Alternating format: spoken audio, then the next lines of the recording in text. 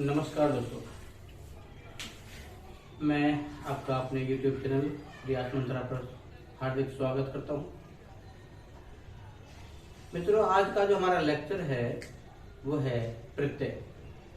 उपसर्ग हम पिछले लेक्चर में आप तक पहुंचा चुके हैं। उम्मीद करूंगा कि ये लेक्चर भी आपको पसंद आएगा। तो चलिए, बहुत इम्पोर्टेंट टॉपिक है प्रत्यय।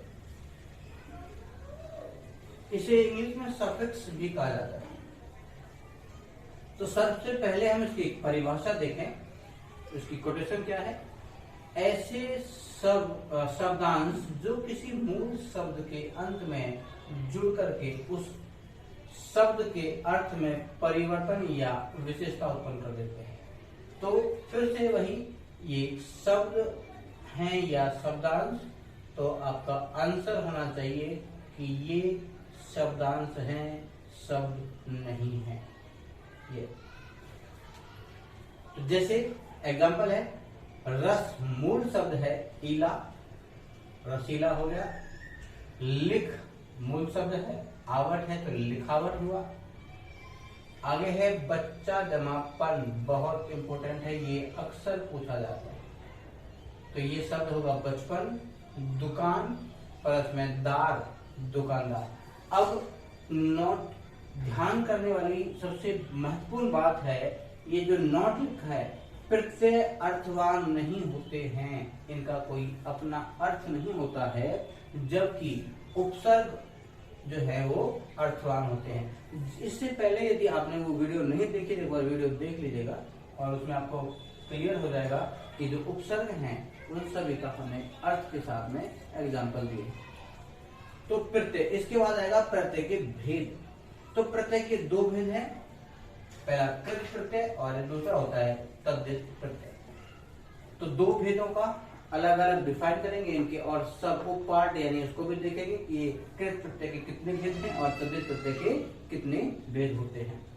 तो सबसे पहले चलिए कृत प्रत्यय देखें। कृत प्रत्यय ऐसे शब्दांश जो क्रिया धातु के साथ लगकर, आप देखें क्रिया धातु, ये जो है गढ़ और रट, ये जो है धातु। अगर क्रिया के मूल रूप को हम कहते हैं धातु, ये ध्यान देने वाली बात है। तो जैसे चाल और आप, तो चाल जो है वो उसकी क्रिया, इसके आगे लगाया हमने। आगे देखें, चाल आगे से लिखा है, संज्ञा और विशेषण शब्दों का निर्माण करते हैं, उन्हें हम कृत प्रत्यय कहते हैं। कृत प्रत्ययों के योग से बनने वाले शब्दों को हम कृदंत भी कहते हैं। इंपोर्टेंट है, कृदंत किसे कहते हैं? कृत प्रत्ययों के योग से बनने वाले शब्दों को हम कृदंत कहते हैं, क्रिया के साथ जो बनते हैं। उदाहरण है मिल जमा आवट, आवट उपसर्ग आपका प्रत्यय और मिल मूल शब्द हुआ, शब्द बन गया मिलावट। चाल और आख, चाल देखें क्रिया है, आप देखें तो मूल शब्द है चाल और आख जो है वो प्रत्यय। सेठ प्लस में आनी, सेठानी। अब कुछ इसके और डिफरेंट पार्ट है। संज्ञा बनाने वाले कृत प्रत्यय, अब इसके दो होंगे, संज्ञा होगा एक विशेषण होगा, उसको भी आगे देखेंगे। तो सबसे पहला है धातु है, देखिए रट धातु है, गढ़ धातु है। अगर इसके साथ में अंत जो है वो प्रत्यय का प्रयोग कर दें तो शब्द बनेगा रटंत और गढ़ंत। आगे दूसरा होगा अक, तो जो लेख और पाठ जो है ये धातु हैं, उनके साथ में अगर अक का प्रयोग करें तो शब्द बनेगा लेखक और पाठक। आगे है रच और सूच, रच और सूच दो धातु हैं, तो इनको हम अगर प्रयोग करें अना तो शब्द बनेगा रचना और सूचना। तो धातु के साथ लगना है इसे, जैसे कृत प्रत्यय। आगे देखें, आगे है पूज और चिंत। चिंत मतलब चिंता करना, पूज मतलब पूजा। अब आप देखें, आ का प्रत्यय लगा दिया हमने तो शब्द बना पूजा और चिंता। आई प्रत्यय है और हमने धातु के साथ प्रयोग किया लिख और चढ़ के साथ में। तो लिख के साथ हमने आई लगाया तो लिखाई, और चढ़ के साथ लगाया तो चढ़ाई होगा। ये देखिए। आगे है आव, तो कट और बह, कट मतलब कटना, बह मतलब बहलाना। तो इसका आव लग गया तो शब्द बनेगा आपका कटाव और बहाव। तो ये था, देखिए हमने इसको एक बार फिर से रिवीजन देखें। तो सबसे पहले आपको प्रत्यय की परिभाषा हमने बताई कि वो शब्दांश जो मूल शब्द के बाद में लगकर के अर्थ में विशेषता या परिवर्तन उत्पन्न कर देते हैं, उन्हें हम प्रत्यय कहते हैं। नेक्स्ट हम लोग बताया कि जो है उसका अर्थवान नहीं होते, जबकि जो उपसर्ग है वो अर्थवान होता है। तो फिर बाद में आया टॉपिक है प्रत्यय के भेद। तो प्रत्यय के दो भेद बताए, कृत प्रत्यय और तद्धित प्रत्यय। और हमने फिर साथ साथ में लिया संज्ञा बनाने वाले कृत प्रत्यय और विशेषण से बनने वाले कृत प्रत्यय। अभी हम अगले पेज पर देखेंगे कि विशेषण से बनने वाले प्रत्यय। हमने इससे पहले पढ़ा था संज्ञा से बनने वाले कृत प्रत्यय। अब पढ़ने जा रहे हैं हम विशेषण से बनने वाले कृत प्रत्यय। तो यहां देखें आप, प्रत्यय, धातु और फिर उससे बना हुआ शब्द। तो अनी प्रत्यय है और कथ और स्मरण धातु है। तो अगर हम कथ के साथ अनीय का प्रयोग करेंगे तो कथनीय होगा, अगर स्मरण के साथ में हम अनीय का प्रयोग करेंगे तो स्मरणीय, यादगार, जो यादों में रहते हैं। आगे है आऊ। अगर हम उसके साथ चल और टिक धातु प्रयोग में लाएं तो शब्द बनेगा चलाऊ और टिकाऊ।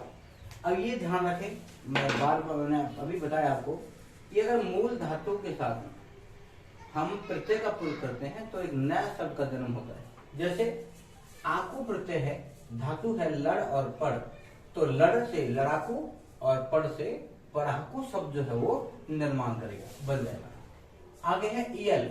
सड़ और मर दो धातु हैं, तो सड़ियल और मरियल दो शब्द जो है उनसे बने। आगे देखें इया। घट और बड़, घट से घट इया क्योंकि छोटी लगी है, और दूसरी है बड़, बड़ से बढ़िया। आगे है एरा। तो ये होगा लूट जमा एरा, लुटेरा, और मम जमा एरा, ममेरा, यानी मामा का पुत्र जो है वो ममेरा भाई होता है। आगे हम पढ़ने जा रहे हैं, आगे का टॉपिक है कृत प्रत्यय के भेद। इसके 5 भेद होते हैं, 5 प्रकार हैं। सबसे पहले कर्तृवाचक कृत प्रत्यय, फिर कर्मवाचक कृत प्रत्यय, करणवाचक, फिर भाववाचक, और उसके बाद आएगा क्रियावाचक कृत प्रत्यय।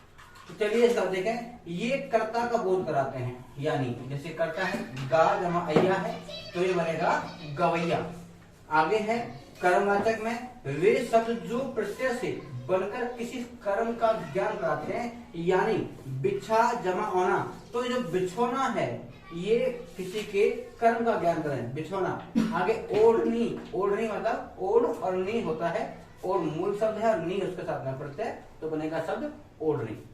आगे है कर्मवाचक कृत प्रत्यय, ये क्रिया के साधन का बोध कराते हैं। तो क्रिया जो है देखिए, मथ जमा आनी, तो जो हम दूध जिसको हम बिलोनी कहते हैं उसको कहते हैं मथानी, ठीक है। आगे चट प्लस नी, ये चटनी है। बेल प्लस मन्ना, ये बेलन है जिससे हम रोटी जो है वो बेलते हैं। तो ये क्रिया के साधन के रूप में प्रयोग हो रहे हैं। आगे है भाववाचक कृत प्रत्यय, ये क्रिया के भाव का ज्ञान कराते हैं। भाव देखिए, दिख जमा आवट, दिखावट, इसको कहते हैं शो ऑफ करना, दिखावटी है। मिल जमा आप, तो ये होता है मिलाप, और थक जमा आन है तो ये बनेगा शब्द थकान, ये भी भाव को दर्शा रही है। आगे क्रियावाचक कृत प्रत्यय, वे शब्द जो प्रत्यय से बनकर संज्ञा, अव्यय अथवा विशेष प्रकार के क्रिया शब्द बनते हैं, वो उसको कहते हैं हम क्रियावाचक कृत प्रत्यय। जैसे भूख जमा आ, तो भूख और आ के साथ बनेगा भूखा, और चल जमाता चलता, और आगे है जल जमाता जलता। तो ये आप हैं कृत प्रत्यय के 5 भेद, और हमने उन 5 भेदों को उदाहरण के साथ में समझाने का प्रयास किया है। चलिए, अभी हमने पढ़ा कृत प्रत्यय, अब हम उसका दूसरा पार्ट यानी प्रत्यय का दूसरा जो भेद है उसके बारे में बात है, उसका वर्णन करेंगे। तो सब दूसरा भेद का नाम है तद्धित प्रत्यय। अच्छा, जो प्रत्यय संज्ञा, सर्वनाम, विशेषण आदि शब्दों के अंत में लगकर उस नए शब्द की रचना करते हैं, उन्हें हम तद्धित प्रत्यय कहते हैं। जैसे देखिए, मित्र प्लस में ता, अब मित्र एक जातिवाचक हो गया, साथ में उसकी जो मित्रता है वो भाववाचक हो गई। तो यही तो काम है, संज्ञा, सर्वनाम या विशेषण शब्द। बूढ़ा है तो बूढ़ा तो जातिवाचक हो गया, लेकिन साथ ही साथ में आप देखें बुढ़ापा, ये उसका भाववाचक हो गया। तो कहीं कहीं जो प्रत्यय संज्ञा, सर्वनाम, विशेषण आदि शब्दों के अंत में लग करके नए शब्दों की रचना तो करते हैं और उन्हें तद्धित प्रत्यय कहते हैं। देखिए, अब इसके भेदों का वर्णन करने जा रहे हैं। इसके भेद होते हैं 8। ये देखिए, तद्धित प्रत्यय के कितने भेद होते हैं? तो तद्धित प्रत्यय के 8 भेद होते हैं। पहला भेद का नाम है कर्तरीवाचक, दूसरा भाववाचक, तीसरा संबंधवाचक, चौथा गणनावाचक, पांचवा गुणवाचक, छठा स्थानवाचक, लघुतावाचक और 8वां है सादृश्यवाचक या समकक्षीय शब्द। तो चलिए पहले कर्तृवाचक को देखें। ये कर्ता का काम करते हैं। कर्तृ मतलब कर्ता, ये रहा कर्ता, कर्ता का ज्ञान कराते हैं। तो जैसे बाजी प्लस में गर, तो बाजी मूल शब्द हुआ और गर हुआ इसका प्रत्यय। दोनों शब्द मिल जाकर के बनाएंगे एक बाजीगर, यानी तरह तरह के खेल दिखाने वाला कोई व्यक्ति, उसको कहते हैं बाजीगर, यानी कर्ता है।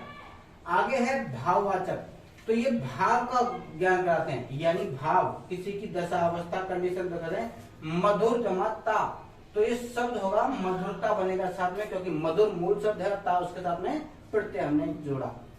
तीसरा है संबंधवाचक, तो संबंध में देखिए ये प्रत्यय संबंध का ज्ञान कराते हैं। संबंध मतलब जैसे नानी प्लस में हाल, तो नानी का और हाल को हम मिला दें तो शब्द बनता है ननिहाल, यानी माता का जो गृह वह अपना घर है उसको कहते हैं हम ननिहाल, नाना का घर या नानी का घर। आगे है गणनावाचक में जो पॉइंट नंबर 4 है उसका भेद तद्धित का, वो है गणनावाचक। तो गणना मतलब संख्या, काउंटिंग, न्यूमेरिकल नंबर। जैसे 5 प्लस में वाह, 5 वाह होता है, अगर हम इसको 7 कर दें तो भी 7 वाह होगा, 7 वाह। तो एक नंबर है जिसको हम गणना या संख्या भी कहते हैं। आगे नेक्स्ट होगा 5वां भेद जो है वो है गुणवाचक तद्धित प्रत्यय। ये किसी की क्वालिटी यानी गुण का बात जो है वो करता है। जैसे चमक प्लस में इला, तो चमकीला, ये चमकीला किसी स्टार के लिए भी हो सकता है, तो शब्द बन के चमक प्लस में इला जो प्रयोग कर दिया हमने प्रत्यय, उसके साथ वर्ड बनेगा चमकीला। इसको इंग्लिश में कहते हैं चार्मिंग। ठीक है। आगे स्थानवाचक है, ये प्रत्यय स्थान का ज्ञान कराते हैं। स्थान यानी किसी के फाउंडेशन की बात करें जहां पे है। जैसे गुजरात प्लस में ई, गुजराती, तो गुजरात में रहने वाला कौन होगा? गुजराती। हमने गुजरात के साथ में शब्द प्रयोग किया ई, ई जो है वो प्रत्यय है। जैसे दिल्ली प्लस में वाला कर देंगे तो बनेगा दिल्ली वाला, और नागपुर और प्लस में इया कर देंगे तो सब बन जाएगा नागपुरिया। आगे नेक्स्ट है लघुतावाचक, तो ये छोटी, ये प्रत्यय जो है वो छोटी वस्तु का बोध कराता है। छोटी वस्तु यानी जैसे झंडा प्लस में ई, तो अगर हम देखो ये जो झंडा है, ये जो इंडियन फ्लैग है हमारा नेशनल फ्लैग, इसको अगर हम देख लें और ये कहें कि ये क्या है? झंडा, लेकिन अगर हमने इसके छोटी सी बना दी जाए तो ये झंडी हो गई। तो ये जो झंडी है ये होगी लघुतावाचक में। ठीक है। झंडा बड़ा प्रारूप है, या बिंदी हो गई, एक तो होगा बिंदा मतलब काफी बड़ा सर्कल, और एक होगी छोटी सी बिंदी। तो ये दोनों में थोड़ा सा उसकी लघुता का वर्णन किया है, एक बड़ा प्रारूप उसका छोटा प्रारूप। आगे आएगा 8वां है सादृश्यवाचक तद्धित प्रत्यय, यानी ये प्रत्यय समानता का ज्ञान कराते हैं, यानी तो बिल्कुल उसके जैसा, जो सा शब्द है उसके साथ में प्रयोग कर देंगे। जैसे हमने कहा सादृश्य यानी के समान या समकक्षीय। समकक्षीय मतलब एक वस्तु जो दूसरी वस्तु के बिल्कुल जो है वो बराबर है। ठीक है, उसको कहते हैं सादृश्य। या हमने देखो एग्जाम्पल से आपको क्लियर करने की कोशिश की है। पीला प्लस में सा, सा जो है प्रत्यय है, तो हमने शब्द बनाया पीला सा, बीच में लगा दिया हमने एक योजक, यानी लाइक येलो, पीला सा, लाल सा, हरा सा, काला सा। तो इसका मतलब है ये सादृश्यवाचक तद्धित प्रत्यय है। तो ये था हमारा आज का लेक्चर। उम्मीद करता हूँ कि ये आपको पसंद आया होगा। अगर ये लेक्चर आपको पसंद आया हो तो उसको कमेंट करें, शेयर कर ना भूलें, और मेरे चैनल को सब्सक्राइब जरूर करें। मिलते हैं जल्दी एक नई वीडियो के साथ, तब तक के लिए नमस्कार। आपके कमेंटों का स्वागत है, प्लीज कमेंट भी करिए ताकि हम अपनी और शुद्धि कर सकें। नमस्कार।